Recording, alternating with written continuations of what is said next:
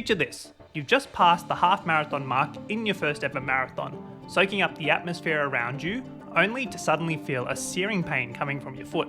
What's the solution to avoiding a problem like this? Having the right running gear. I'll split the video up into the following sections on the screen now. Let's get into it. The marathon can be an unforgiving distance. That's why it's important to invest in the right running gear from the start.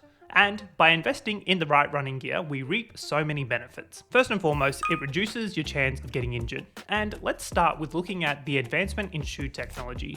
We'll take the Nike waffle trainers that were released in the 1970s, known for their specific waffle sole shape that they had to them, and were used as a go-to running shoe back then. The shoes were originally created to be used by track athletes, however, grew in popularity to be adopted by general everyday runners, as well as for casual wear. Let's compare that to a shoe we see nowadays in the Asics Metaspeed Sky, known for its soft PEBA foam with the FF Blast material, as well as the carbon plate that propels a runner forward. The lightweight material, advanced running technology that we have access to nowadays have seen these shoes created specifically for competitive races over a long distance like the marathon. We'll move away from shoes and head into running apparel and its importance it plays in temperature regulation of the body. The right running apparel provides many benefits. Firstly, it allows your body to wick sweat away over the course of the marathon distance, as well as keeping your body cool by allowing air to filter through the material itself. And it's the exact same when it comes to your running socks,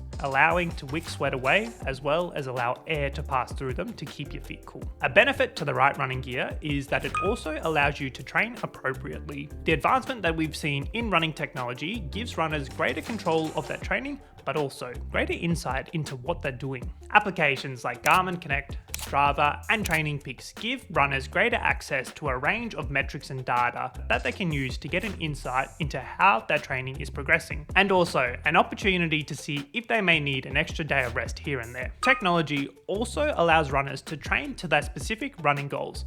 For example, using a heart rate monitor if a person is training via their heart rate, or by pace if someone is looking to break their PB. Alright, so we've got an understanding on the benefits of using the right running gear.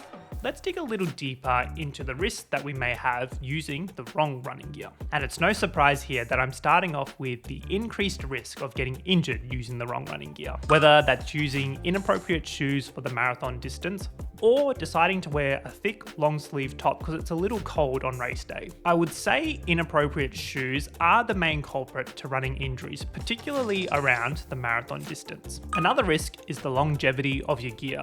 Cheaper isn't always better when it comes to your running gear. And if you've watched any of my videos before, suggesting that your running shoes are the most important investment you'll make on your running journey. And if you're trying to save some money purchasing from a lesser known brand, run the risk of having to replace that gear every so often due to the cheaper materials, when it may be better off purchasing a quality piece of running gear from the start and saving money in the long run. Lastly is discomfort. I'm talking about the wrong running apparel that suddenly gives you the worst chafe coming into mile 16, or those cheaper runners that are very narrow at the toe box, suddenly causing your toes to bleed. Discomfort can derail your marathon experience, so it's important that we invest in the best running gear possible to avoid that from happening. So how do we choose the right running gear when it comes to running a marathon? When it comes to your running shoes, it's important to understand what type of shoe would suit your feet the best. I've made a video here that explains this a bit further. You need to understand the training conditions that you're undertaking your marathon training in. For example, if it's hot and humid in the area that you're running in, looking for lightweight, breathable running apparel to ensure you can wick that sweat away and to regulate your body temperature. Compared to those in colder conditions where gloves and also running jackets may be more appropriate, though more often than not, us runners will have a combination of the two as we go through the seasons in the gear. Choosing technology.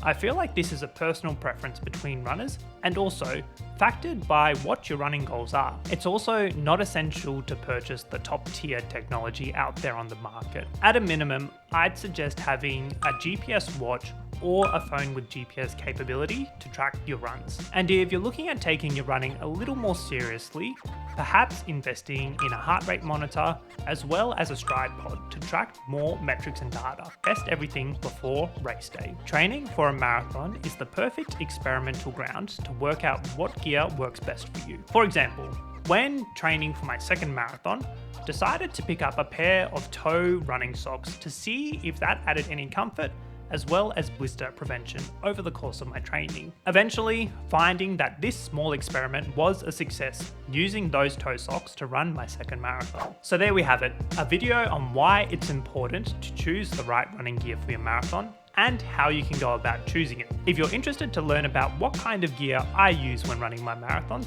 I made this video here back in April just before running my second marathon, so I hope you'll like that one. I'm Jack, and I'll see you next time. Catch up.